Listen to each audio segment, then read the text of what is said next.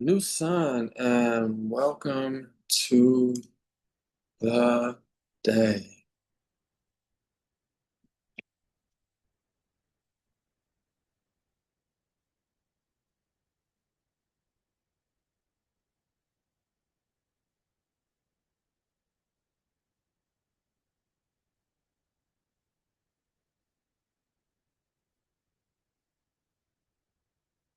Always time that better.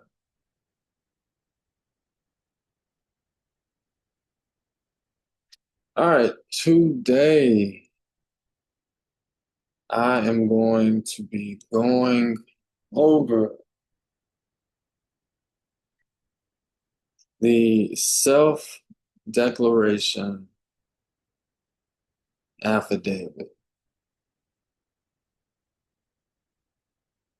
which this is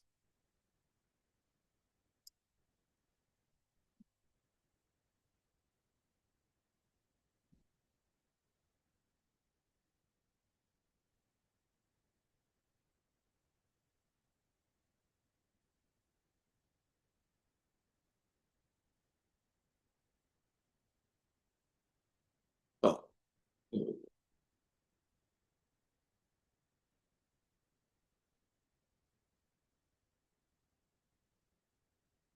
you can see. All right.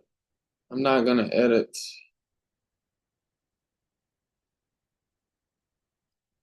Put the thing.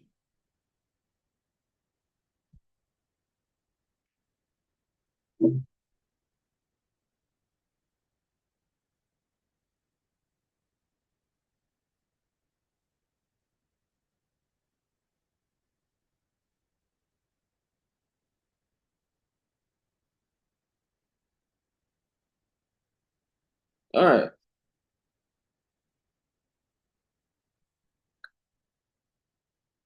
Consumer protection strategy. This presentation, I'm Black Services Co. I'm Janine. I'm Black Services Research and Development Company. And this video is essentially to provide a clarification on, uh, a clarification on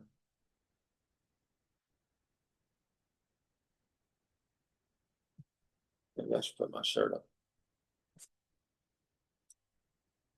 Okay.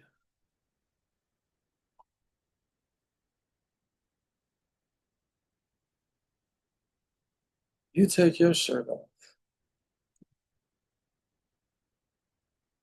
You take your shirt off.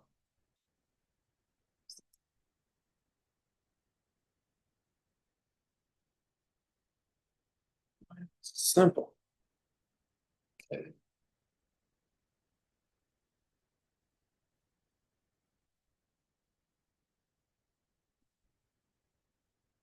Right, Lamar? Anyway, back to what we're discussing. Consumer protection strategy, the self-declaration affidavit, a strategic tool for credit dispute resolution, understanding the legal framework and identifying qualified candidates. This process is FCRA protected, complies with federal law, and maximizes your consumer rights. Now, what is the this we're referring to?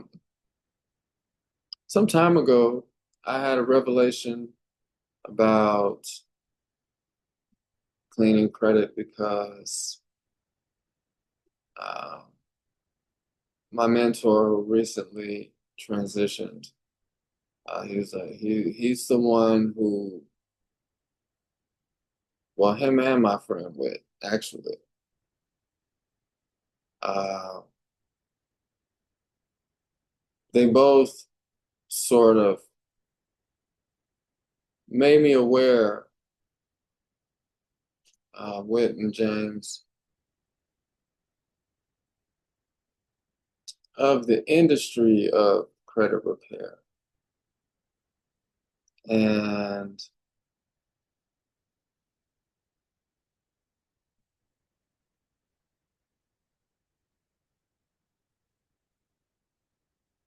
I was selling cars at the time.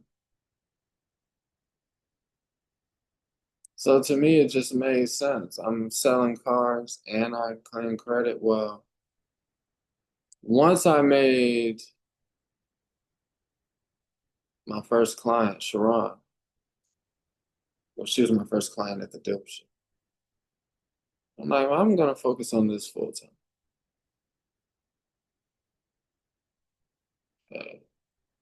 But lo and behold, all things do not work like you think they work. Nothing works until you make it work. It don't work. It don't work. Nothing works that you didn't make. Okay? So you got to make it for it to work. Well, I made this, and this works. Now, what do I mean by that? Well, over the hundreds of thousands of disputes that I have ever sent out, the disputeless dispute is the one that got the results. Okay, the dispute where we called in and spoke to the creditors directly and stated very specific things. That's when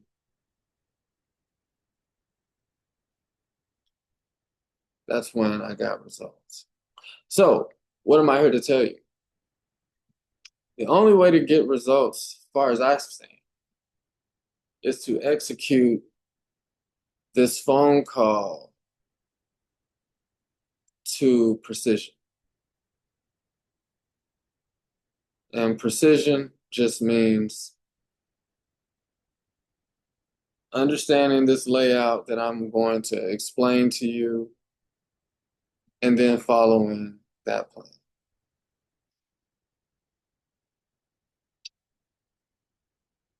Why? Because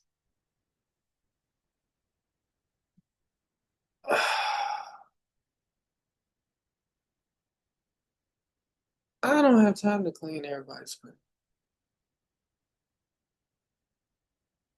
And furthermore, your scenario is going to dictate if your credit can be cleaned conventionally or non-conventionally. If you don't have income, then you won't have a mechanism to support debt consolidation,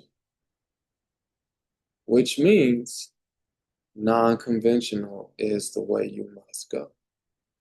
That's it.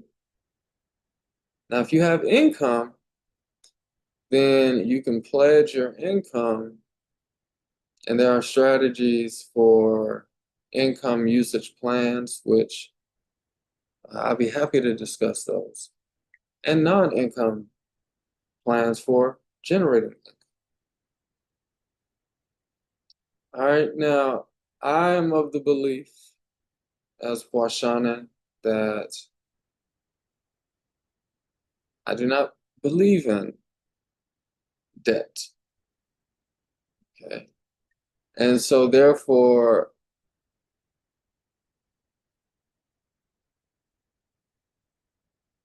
how I address credit is from the perspective of credit only,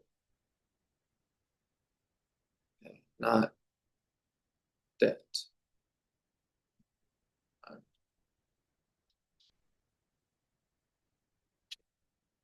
Now let's dive into that.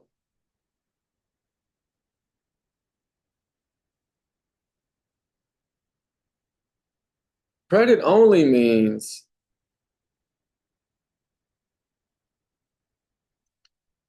that if I apply for credit, I'm supposed to receive credit. Where did this loan contract come from?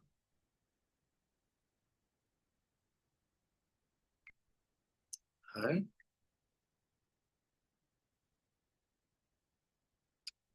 And so I am of the notion that credit should be credit. And if it's not credit, then Poisson, we declare that this advertisement is misleading.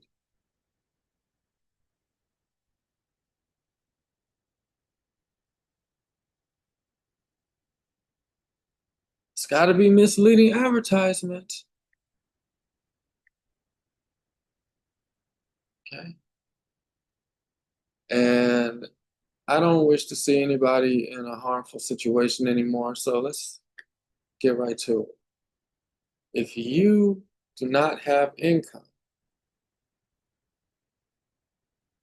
or if there is an item on your credit that is harming your credit, then consider this video my credit case management consultation for your credit case literacy and educational needs. Now, my hope is that the impact this video makes is that you have a better understanding overall of Washanan principles of credit and how we believe the Mushir, God, stewards. Okay.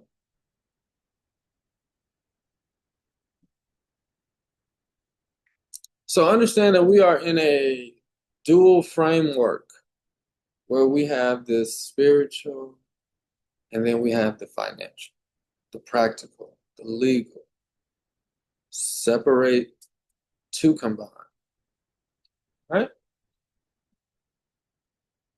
Well, what does that mean? That just basically means that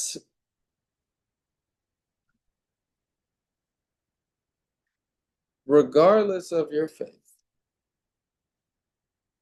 okay, which is not a small thing, but all right, where you are now, let's address it from that standpoint, and we'll get to the other stuff. But we got to do one thing at a time. So, thing number one, harmful items on your report that are causing you damage, low scores, etc. Doesn't matter. All right, let's discuss.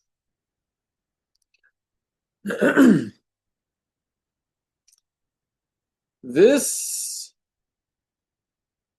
consumer protection strategy is a tool that I used while at one point I was incarcerated. I called a friend of mine and I told her, because before I went in, I figured this. Told her to call the companies and read off this script. This is the surface whole thing. And 2 weeks, 3 weeks later, I believe her report was clean. Among the accounts that were removed legally were an eviction and a collection. Okay. And once I was out, I did this for somebody else too. All right. So, first thing is understanding that you were misled on a beautiful purpose.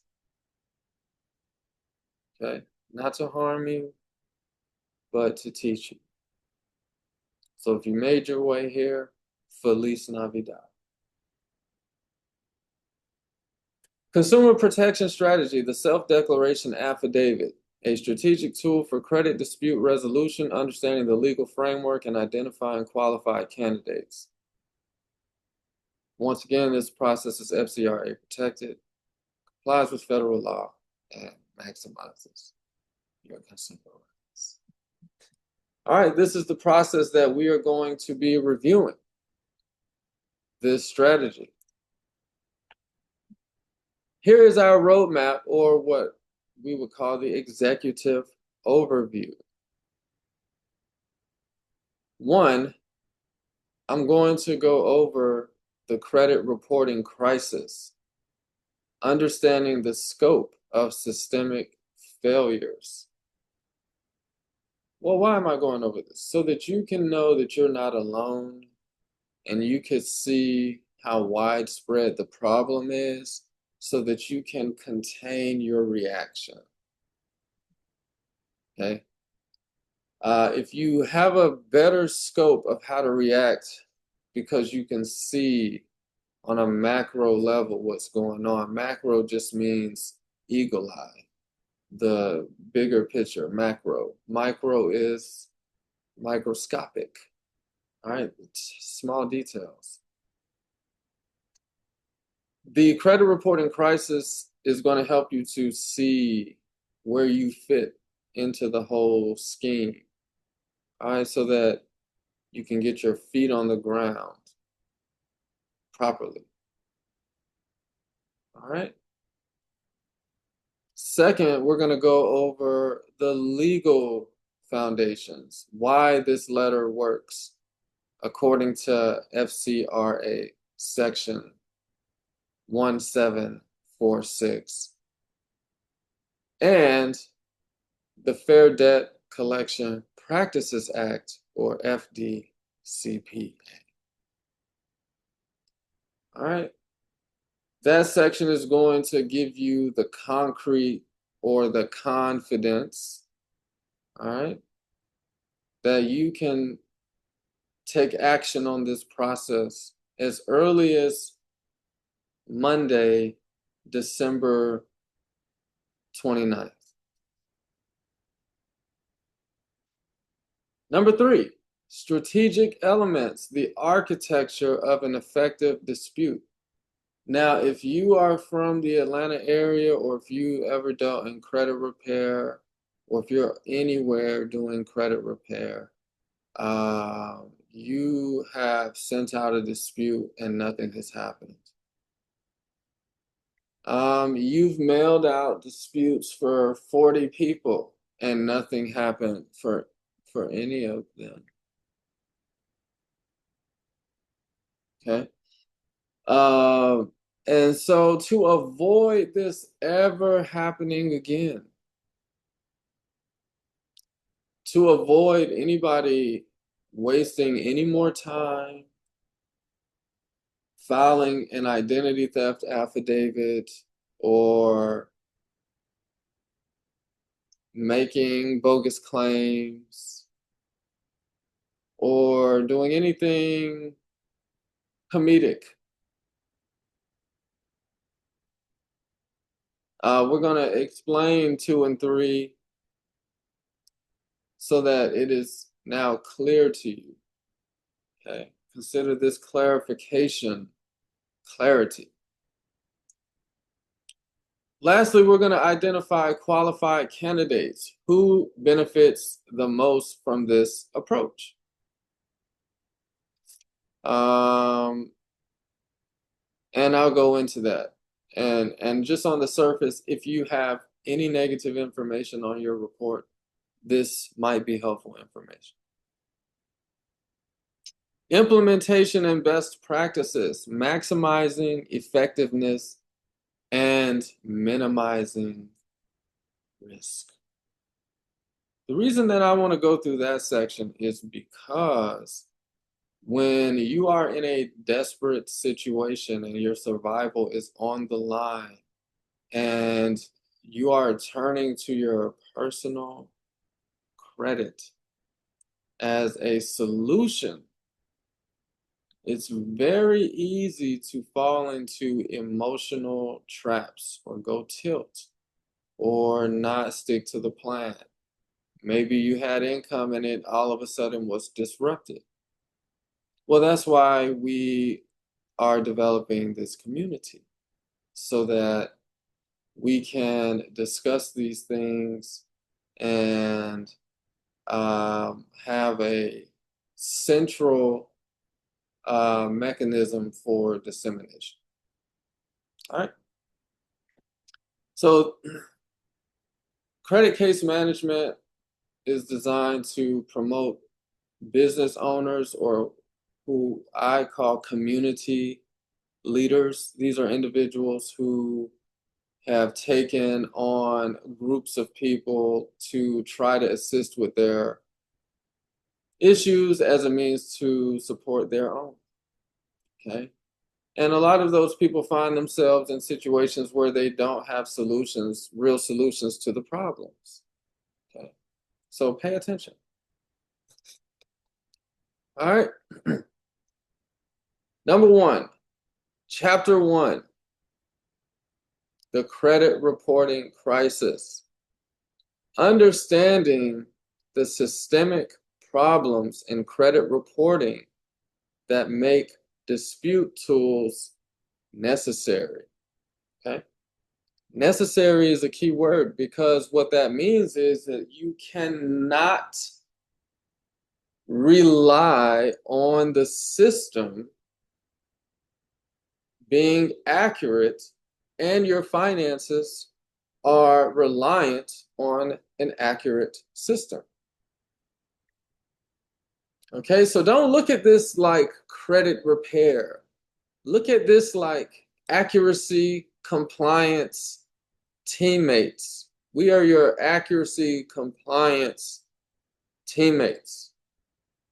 Okay, accuracy, compliance is necessary due to the systemic problems in credit reporting, due to the fact that credit reporting agencies cannot maintain accuracy at a high level based on the nature of the financial economy.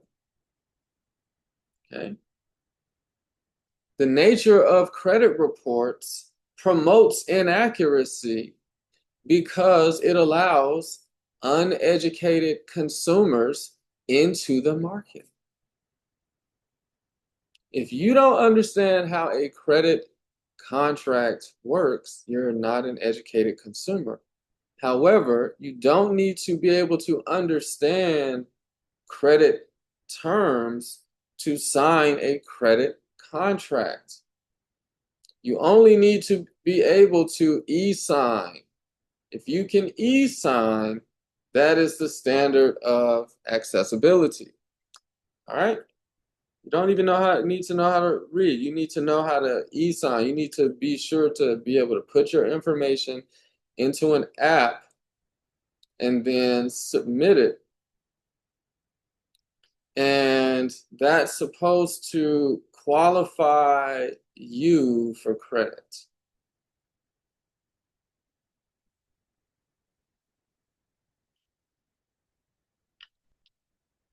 I think not. But if you are fresh out of college, you put in that app in Walmart, man, they're going to give you $4,000 to blow on a new desktop and a game system. All right, don't take the bait. Say no to that and come see me once you say no to that. All right, so there is a credit reporting crisis, meaning no matter how savvy or financially stable you believe that you are, chances are there is a strategic approach to be able to maximize and help you leverage your credit better. All right. And so by you just understanding the situation overall, We'll just make things a little bit easier. All right, so these are general epidemic numbers, okay? The problem. The credit report error epidemic. According to a Federal Trade Commission study performed in 2012, 1 in 5 consumers had an error on at least one credit report. 5% had errors serious enough to result in less favorable loan terms, and 25% identified errors that might affect their credit scores. Now, these are very simple categories. All right, it's very, very common that if you have 3 reports, at least one of them has an error. And if there's an error on your report, that 40 or 80 point difference could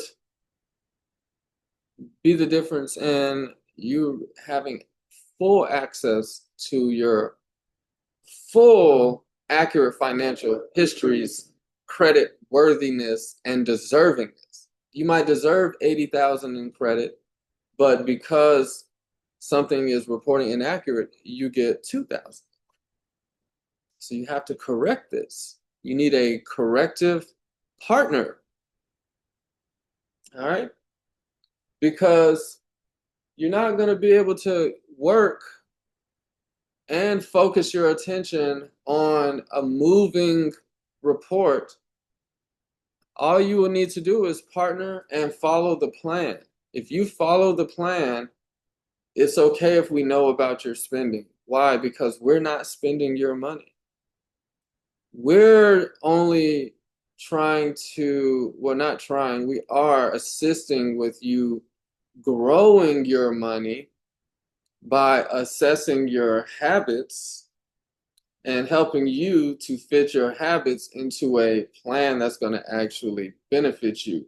And that plan does involve your people surrounding you. Okay, it's dual purpose. You can't do a plan when the people around you are going against your plan. Okay, so you have to account for adversaries, known adversarial energies when we make your plan. All right, so if you're in your mind, you're like, man, I need to stop buying groceries every day, or I need to stop buying this every day. I need to reallocate my money towards boom, bada, bing. Well, I mean, not everybody around you is going to agree with that. Okay, somebody's going to want to go to Starbucks.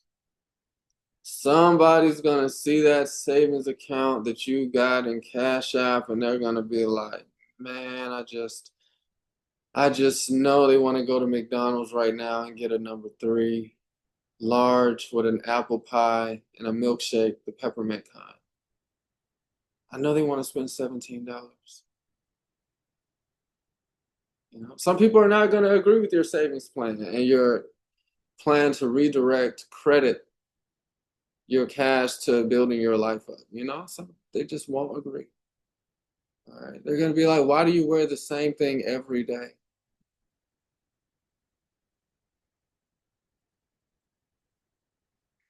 Didn't you just have that on?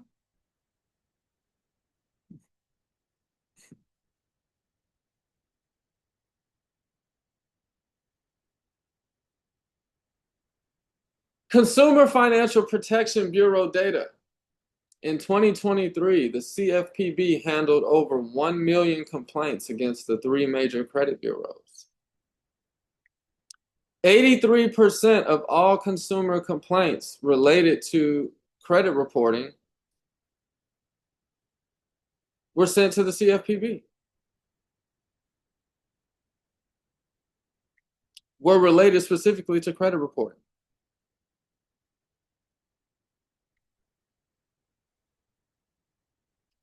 So that means that 83% of all the issues sent to the entire CFPB of the United States. was related to credit reports. Hey, you know who that is?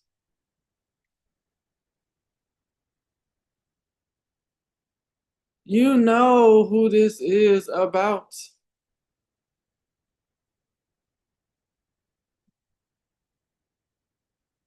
Complaints about incorrect information in the past 3 years alone, over 1.8 million. So I'm not saying that you need a partner to help you to assess your credit. I'm saying that there is a credit report error epidemic according to the Federal Trade Commission and the CFPB. And so you may want to review yours, is all I'm saying. All right, so this is just a general pie observation breakdown of credit reporting errors. These numbers are not to the T. These are just eyeballed for your reference.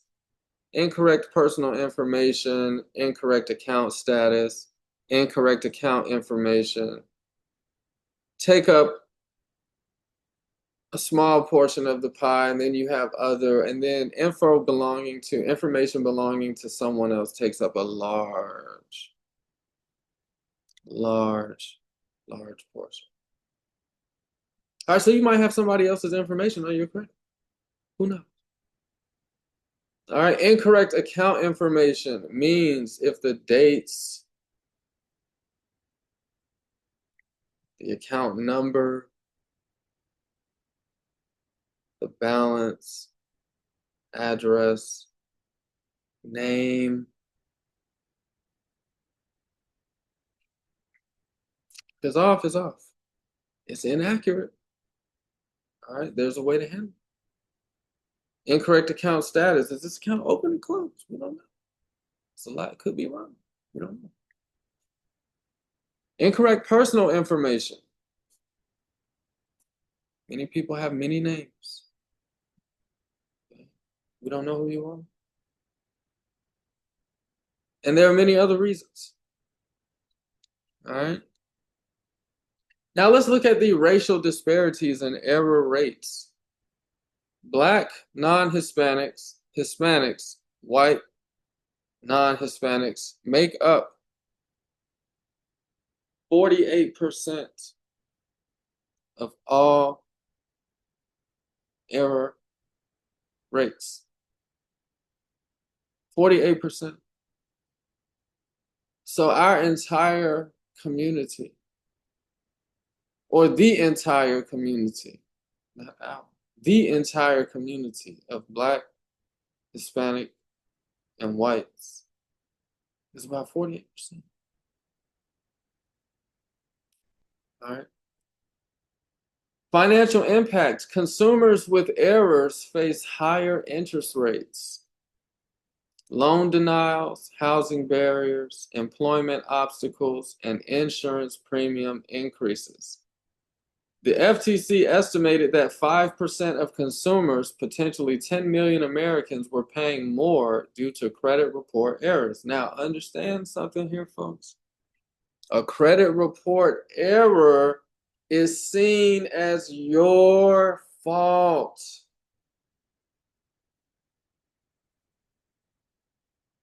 It's seen as your fault. So even though this says credit report error epidemic,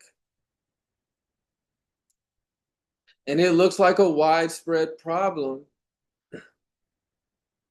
what they should really call this is the credibility epidemic. And Blacks, Hispanics, and whites make up 48% of the credibility epidemic. So when there are errors on your report, these are due to your credibility. So what are we going to do about that? This partnership is designed to improve your credibility. That's the purpose. That's the mission. That is the focal observation. And how do we improve your credibility? How do you improve your credibility? by receiving, allowing yourself to receive information, updates, allowing yourself to emanate progress. All right. So the problem is the credibility. Okay. If you have an error on your report, it's because there's something that needs to be revealed, not to incriminate you, not to bring you down, but to be addressed. All right. So no more negligence. This is a safe space. Come with it. Oh, you owe Domino's Pizza? Yeah, no problem. No problem. Let's handle it. Oh, you owe T-Mobile for the 5th time? No problem. No problem. Okay, you can't pay your car? Okay, no problem. We know that you don't have the income to keep up with interest because you didn't figure interest into your income. Okay, interest is future. Okay, we know that your credit cards are maxed out. We know this. Okay, we know this. All right, so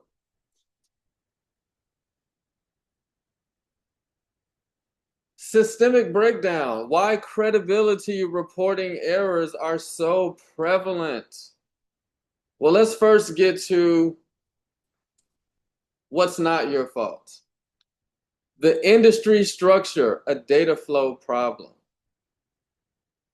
The credit reporting system involves thousands of data furnishers submitting information to 3 major bureaus, creating multiple points of failure. 10,000 plus data furnishers reporting to bureaus. These are creditors, lenders, and debt collectors, all reporting to bureaus. 3 major credit bureaus: Experian, Equifax, and TransUnion. So you don't just have one, you have 3. So not only do you have 10,000 plus data furnishers across many facets of business reporting to bureaus, but then you have 3 major bureaus. This is not even all the bureaus. All right. So you have over 220 million active credit files being maintained. Now, I don't know how the credit bureaus have problems, but the prisons don't. Imagine how many prison reporting errors there are, or jail reporting errors there are. It might be some inaccurate paperwork somewhere. I don't know. I'm just using my imagination. Okay. If the credit reporting people who know money so much can't get it right,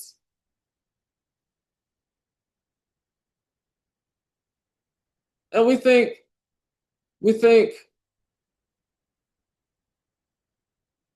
lawyers are going to get it right.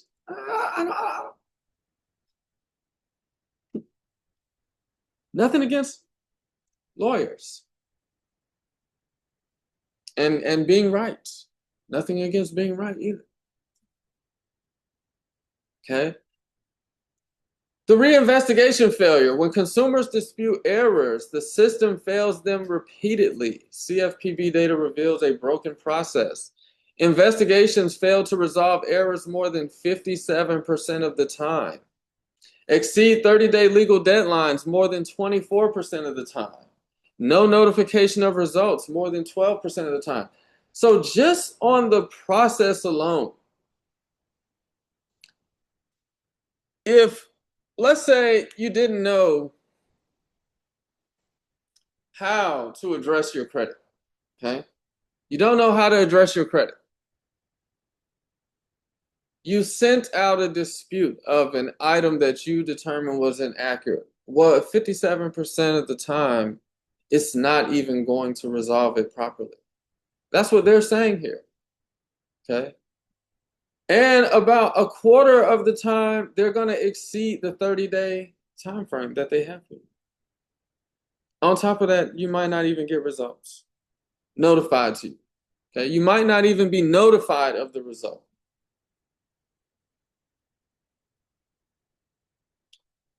You good? Okay.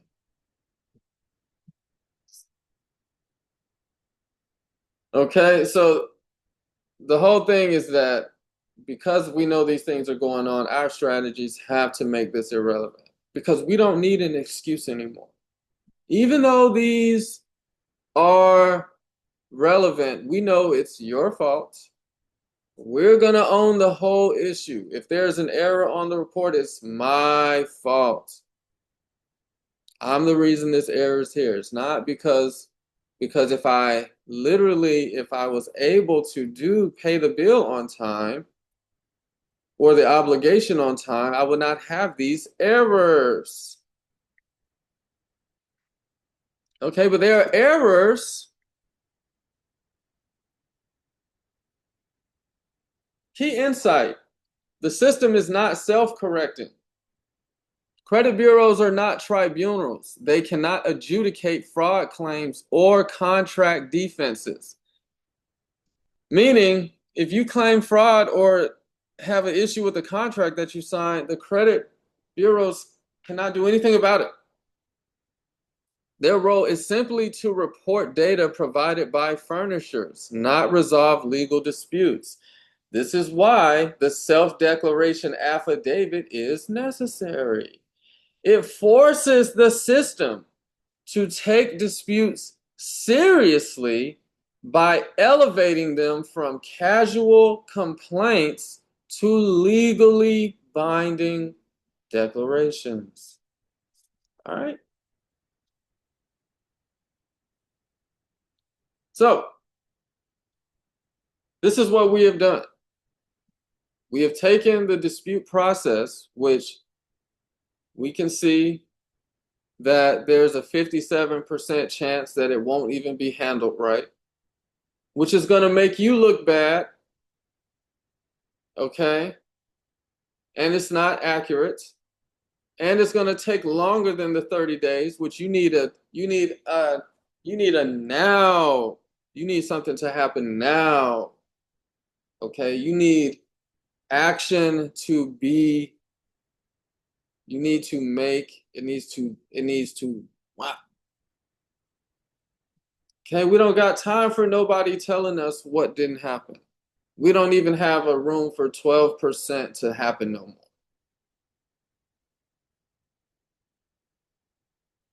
Okay, so that brings us to Chapter 2, the legal foundations, the federal laws and statutes that give this letter power, relevance, meaningfulness.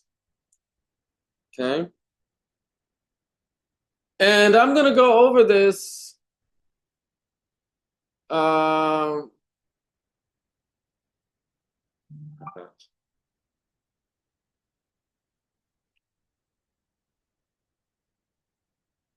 Uno segundo, which means 1 second in Spanish.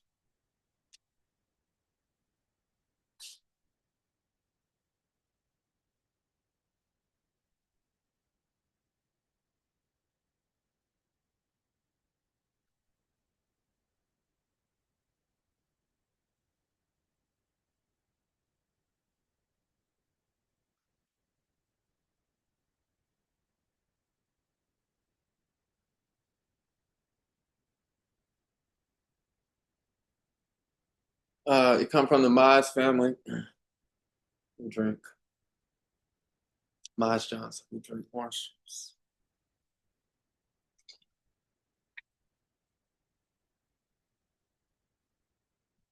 All right. The federal laws and statutes that give this letter power. First, you've heard of this probably before. The Fair Credit Reporting Act, or FCRA framework, your federal rights, rights granted to you by the federal government.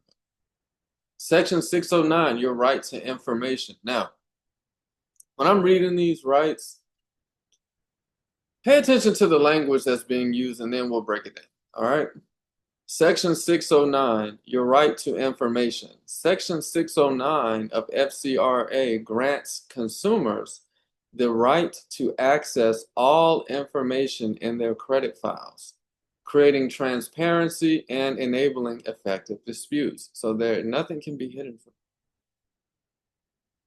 All the data used to calculate your scores, employers accessing reports in the last 2 years, any source of the information, and you're entitled to free weekly credit reports now. All right. This is according to Section 609. So Section 609 entitles you to free weekly credit reports. Okay. Free. All right. Section 611, regulating the dispute process. Section 611 requires credit bureaus to investigate consumer disputes and correct inaccuracies with strict timelines and procedures. Okay? So boom. Reinvestigation deadlines, 30 days in some cases. And in some cases, to notify the furnisher of a dispute, the Bureau might only have 5 days in some cases. All right? So these procedural requirements are an edge, but we don't use that because, again, we're not looking for an excuse. All right? So when you accompany FCRA in your dispute, your success rates go up. Okay? Any type of modification, you're probably going to get some type of change about 80% of the time. About 20% of the time, the errors will be corrected. And about 5% of the time, your credit tier is going to change. So you get what I'm saying? All right. So just by using FCRA, something is going to happen 80% of the time, even if you have no clue what's being sent. All right. Now, what are the chances that that error is going to get corrected? Is about 20%. This is just on FCRA. Okay. And this is according to an FTC study on credit reporting accuracy in 2012. All right. So the burden shifts. Once you submit a proper dispute, the burden shifts to the credit bureau and the furnisher to prove accuracy, and they must conduct a reasonable investigation and provide evidence. Now, sometimes they do this. Okay, I'm not going to say their name, but there is a credit card company that is not gonna shortchange you. Okay, they're gonna respond to that dispute. There's about 2 of them actually. They're gonna respond. Okay. So let's go through the legal obligations that credit bureaus must delete or modify information that cannot be verified as accurate, complete, and timely after a reinvestigation. This is not discretionary, it is mandatory under federal law. So here's the nugget, okay? We are submitting information to show them that what is possible to report cannot be complete based on our unique circumstances. These are called written instructions, all right? So whatever you're dealing with, if it's not represented on your credit report, then is your credit report, which is tied to your financial activity, complete? No. Okay. This is not discretionary, it is mandatory.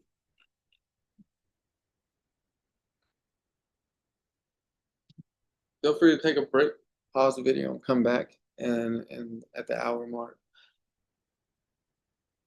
All right, so one thing that we include in our statement is a perjury declaration. Okay. 28 USC section 1746, the perjury declaration advantage. Legal significance. 28 USC section 1746 allows unsworn declarations to carry the same legal force and consequences as sworn affidavits or testimony under oath. What this means: a declaration has like force and effect as testimony under oath. False statements can result in federal perjury charges and carries potential penalties of fines and imprisonment. So this is serious. Okay? This is a serious dispute. Perjury statute, 18 USC 1621. Whoever willfully subscribes as true any material matter which they do not believe to be true under penalty of perjury is guilty of perjury and can be fined or imprisoned.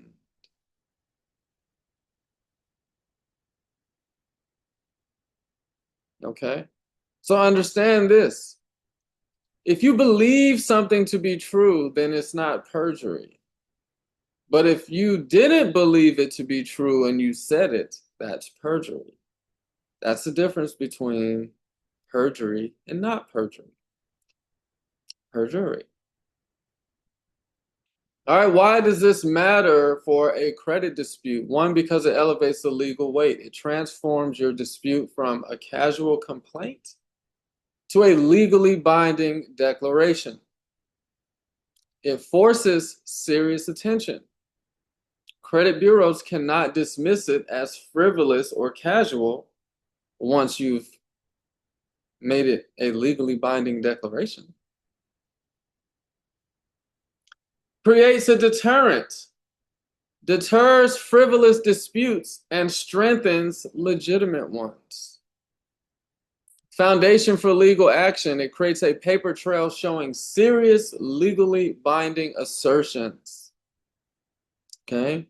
So a standard dispute versus a perjury declaration. A standard letter may be viewed as a casual complaint, easier to dismiss as frivolous, lower legal threshold.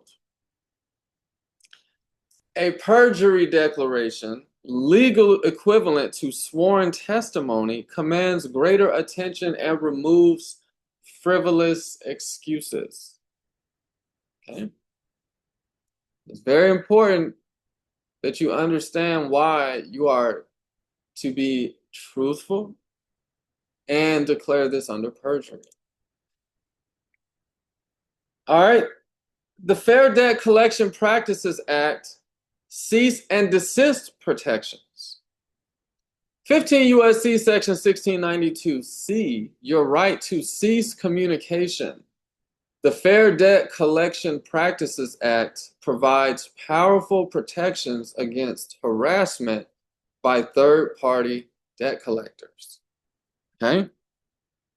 Upon written request, collectors must cease all communication immediately, stop telephone calls, including cell phones, end electronic communications, email, text, and terminate third-party communications, end all collection activity. Exceptions. One final contact is allowed. After receiving the cease and desist, collectors may make one final contact only to confirm receipt, acknowledged they received your request, notify you of any legal action, inform you of any specific actions, like if they're filing a lawsuit, whatever. So they're allowed to contact you in that case. Okay? The critical requirements is it must be in writing. Phone requests are not legally effective. Certified mail is recommended because it provides proof of delivery and receipt. Separate letter. Each debt collector needs an individual notice, which is why you want to partner with us, because we have this organized down to a T. Consequences of violation. Lawsuit for damages. Can sue within 1 year of violation. So if you file a cease and desist and they violate that, you can sue them within 1 year of that violation if you maintain proof, and your statutory damages will be up to $1,000 per violation. Attorney fees. Collector pays your legal fees if you win. All right. The strategic value. The cease and desist provision stops harassment, forces any further action into formal legal channels, and prevents third-party disclosure. And it provides breathing room while credit disputes are processed. It shifts the dynamic from reactive harassment to proactive consumer control. Okay? Stay with me.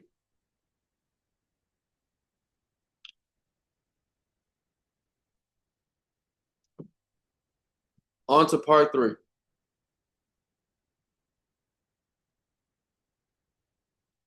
Strategic elements. Why this specific letter structure is effective.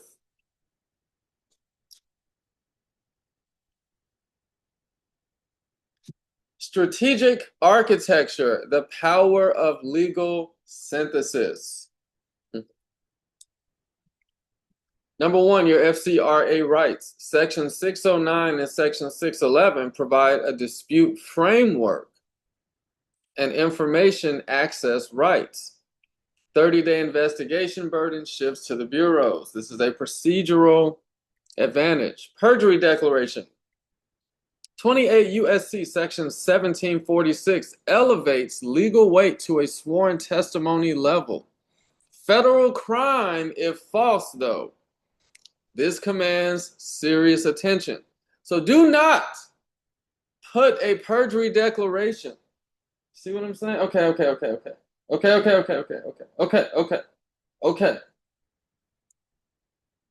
Perjury declaration. Federal crime if false. Number 3, cease and desist. FDCPA stops collection harassment during dispute process. Communication stops, and this forces legal channels. Synergistic effects. Y combined is greater than them being used individually, meaning just using Section 611 or 609 by itself, or just by one of the 3 alone. Legal reinforcement. Perjury declaration makes a dispute harder to dismiss as frivolous. It forces substantive reinvestigation and not a rubber stamp denial. The FCRA triggers the 30-day deadline and verification requirements, and the cease and desist stops harassment while the dispute is being processed. Comprehensive protections that are added. It addresses both the credit reporting accuracy and the collection harassment. It works across multiple account types: credit cards, medical, even student loans.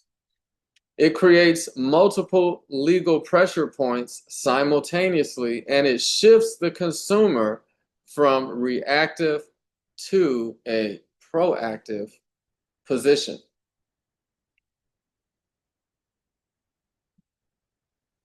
The letter's architecture, its key strategic components explained. Non-acknowledgment of a debt. The purpose of this is to position the dispute as a challenge to legal validity, not just factual accuracy. Prevents inadvertent reaffirmation of the debt, and it forces the furnisher to prove the legal basis, challenging enforceability, not just reporting accuracy. Insolvency declaration. The purpose of this is to explain the inability to pay and the challenges that are legitimately going to be proposed by them continuously reporting. So this is going to demonstrate a present inability to pay. It's going to show that the reporting lacks a legitimate purpose, and it's going to counter any implication of the ability to pay. So basically how they're looking at it is like, you can pay and you're not. By this insolvency declaration, we're basically saying to them, well, we can't pay. Declaration of injury. The purpose of this is to document concrete harm from continued reporting. So this is going to stop you from getting access to a house, employment. You might lose financial opportunities, interferes with your life, liberty, happiness, and property, which you're entitled to. Lack of necessity. The purpose is to argue that continued reporting is punitive and not merely informational. Why? Because we need to challenge, does this have a legitimate purpose? Are you trying to collect? And is this showing a disproportionate impact? Okay, and this is basically countering the creditor's alleged interest, which is you being in a better position to pay them. All right. The cease and desist, the purpose of that is to stop harassment and force formal legal channels to take place, halts all communication immediately and prevents third-party disclosure, and provides breathing room during your dispute.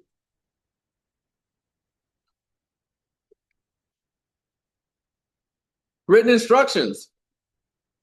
The purpose of the written instruction is to trigger the FCRA obligations, which are the Federal Fair Credit Reporting Act obligations, onto the creditor and the bureaus, and it creates a paper trail.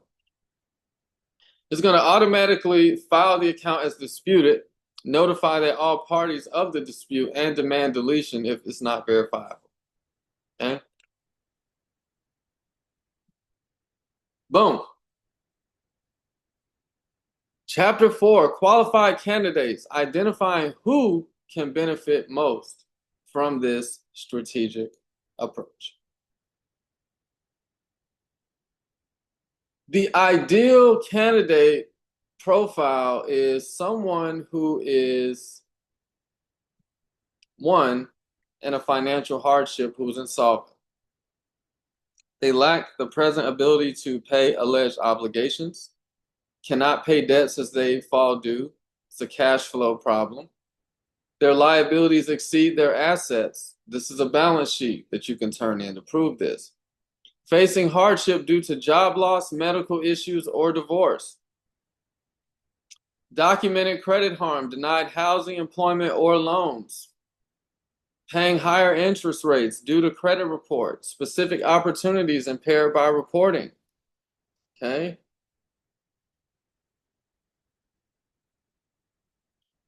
Disputed or questionable debts.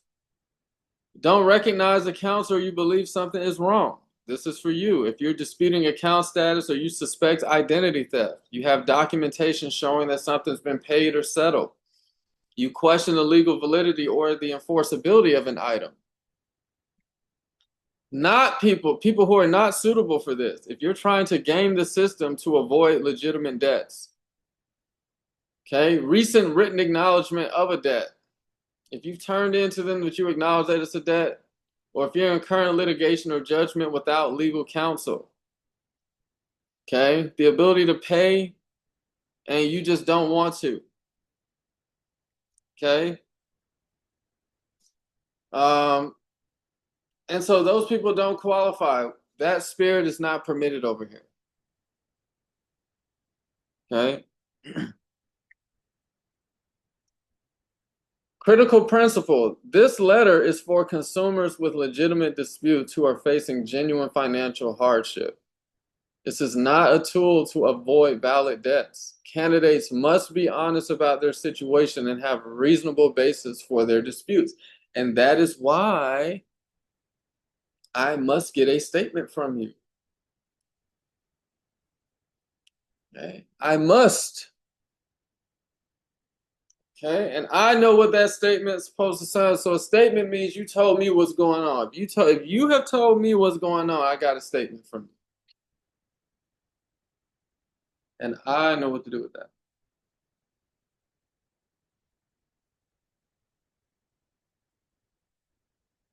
All right, let's move on.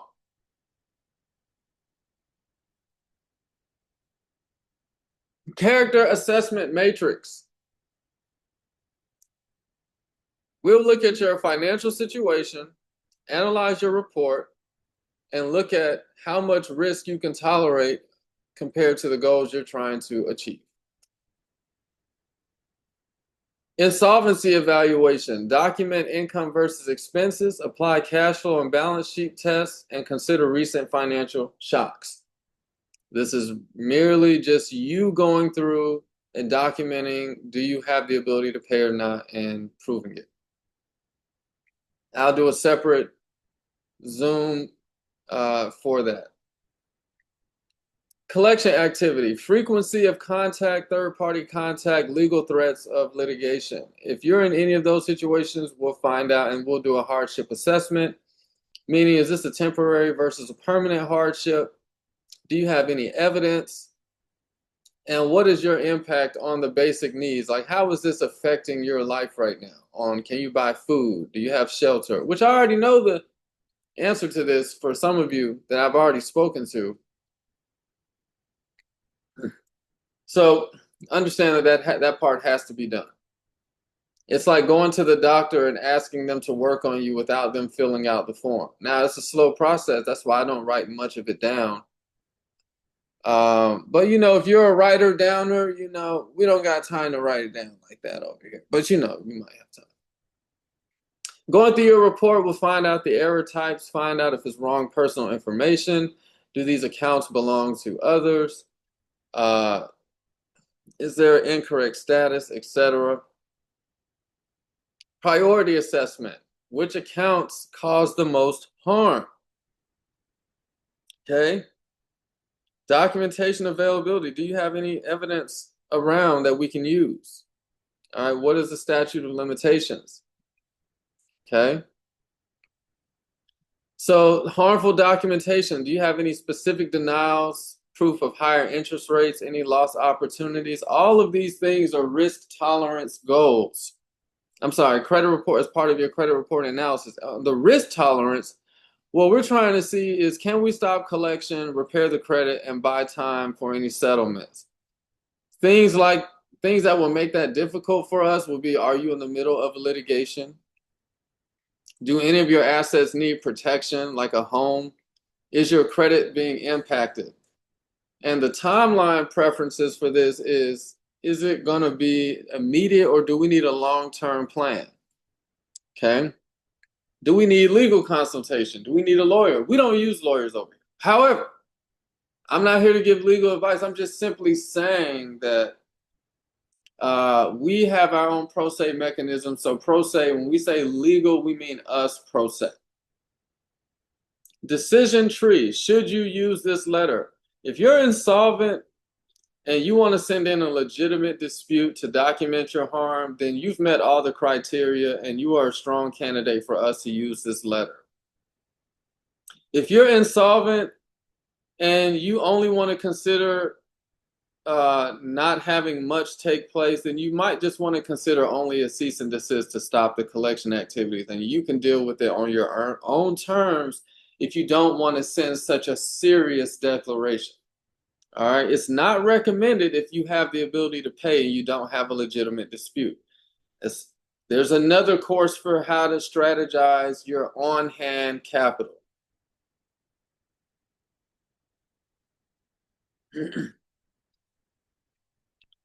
Risk management.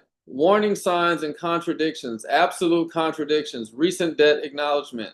If you have a recent acknowledgement of a debt in the past few months and it can restart the statute of limitations and undermine a dispute that's in process. Meaning if you've answered to any calls or done anything like that. If you're in active litigation, if you're currently facing a lawsuit or a judgment without attorney's representation, you need to seek legal counsel first, meaning us pro se.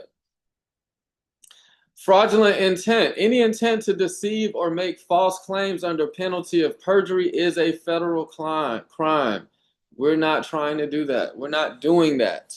Okay, we're doing that. All of our statements are true and correct as far as we know and believe. Legal and financial risk. The legal risk of a perjury declaration. False statements are federal crimes. Cease and desist may accelerate legal action against you. And unsuccessful disputes may strengthen the creditor's position. So if you go after getting a debt removed or disputing credit and you are unsuccessful, it's a good chance that they're going to come after you. So it's wise to partner with us so that we can properly document your entire claim. All right, the financial risk, the cost of certified mail, potential legal fees if a creditor sues, and your credit score may temporarily drop during a dispute. All right, so how do we mitigate these risks? Before we send out any disputes, we verify that all statements are true, consult an attorney if uncertain, and understand your state's laws. During the process, we document everything, monitor your reports, and respond promptly to any legal notices. If problems arise, we're going to seek legal counsel immediately, us pro se, preserve all evidence, consider consulting a consumer protection attorney. Chapter 5, implementation, best practices for maximum effectiveness. All right. Preparation phase, pre-implementation checklist, your document review and assembly. One, you want to obtain your reports. Get all 3 reports via annualcreditreport.com. Identify and circle the areas. You want to highlight every error on every report. Different bureaus may have different information. 3, gather supporting evidence, bank statements, payment records, correspondence, court documents, and police records, police reports. Put all that with each creditor, not all in one binder. Make copies, never send originals. Documents can be lost. You may need originals later. They will lose your document. Okay, don't send the original. It will get lost. Okay. Financial documentation, what you can do on your end. Prepare a monthly budget. Prepare detailed income versus expenses. Show expenses and your inability to pay them. Okay. Document what you own versus what you owe. Job loss, medical bills, divorce decree, anything that you have to show what's happening, we need it. Okay. Professional consultation. Consider consulting a consumer protection attorney, especially for large debts or if facing litigation. Discuss tax implications with a tax professional and verify no negative impacts on other financial plans. Mental and emotional preparation. This is the beginning of a process, not the end. Prepare for potential creditor pushback and set realistic expectations. No outcome is guaranteed, but proper preparation maximizes your chances of success. And I'm just going to say, we are successful in what we do. We're going to take our time, do it right. Okay. Execution best practices, customization requirements. We're going to go through and replace all these placeholders on our template. We're going to ensure that the 28 USC 1746 FCRA and FDCPA language is current. Customized statement of facts, be specific about errors and actual harm. sign correctly, use full legal name and date accurately. We're going to use certified mail, retain complete copies, send to each bureau, have correct addresses, and make sure we manage our timelines, which we will have a 30-day IV clock, a 35-day follow-up, a document, continued contact, and we will monitor your reports. So our follow-up strategy is as follows. In 35 days, we're going to send a follow-up citing an FCRA violation. If the dispute is rejected, which it won't be, we will send supplementary documentation or consider legal consultation.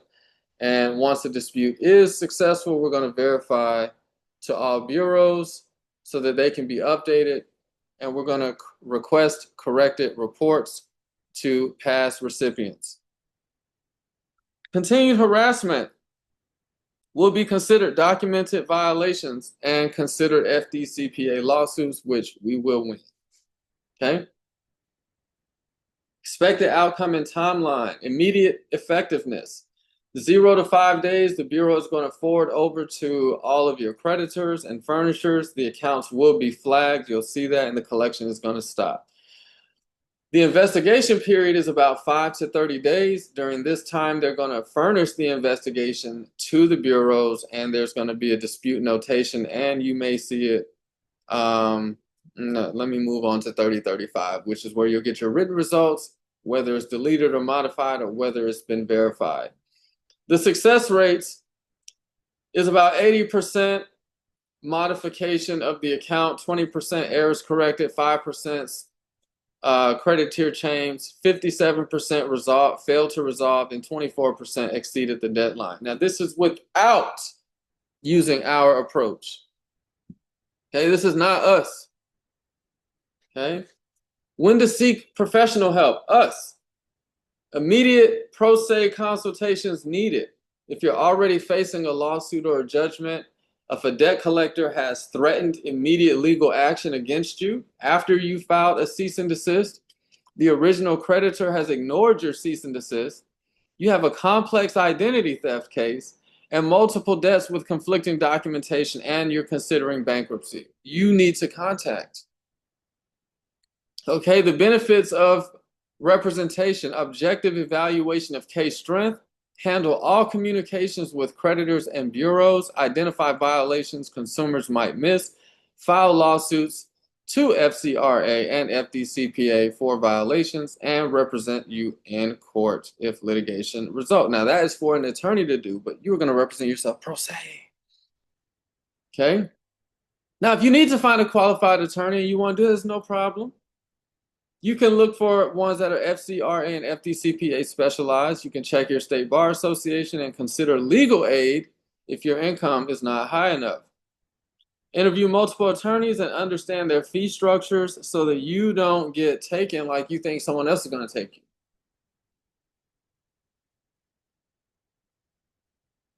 Okay? I know a lot of people who paid attorneys. Not saying anything against lawyers, I'm just saying. Self-representation risk, common mistakes of you representing yourself without credit case management consultation. Missed procedural deadlines, inadequate documentation, inadvertently acknowledging debts on accident when they call you, accepting unfavorable outcomes, terrible terms.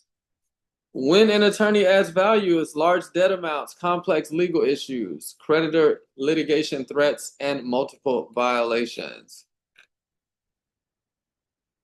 All right. Conclusion, empowering consumers through legal knowledge. The self-declaration affidavit that we are offering represents a powerful synthesis of federal consumer protection laws, combining FCRA dispute rights, the legal weight of perjury declarations, and FDCPA cease and desist protections. When used appropriately by qualified candidates, those facing genuine financial hardship and with legitimate disputes, this tool can stop harassment, correct errors, and restore financial dignity. Success depends on honest assessment of one's situation, careful preparation, realistic expectations, and professional guidance when needed. And we stress the honest because being able to present your truth is the key to making this all work. The system is broken, but consumers are not powerless. Knowledge is power, and understanding changes everything. Tools are available. We use them wise and strategically, and we are armed with this knowledge and the right tools so that you, as the consumer, can assert your rights and pursue financial recovery. The credit reporting system is broken. You are not.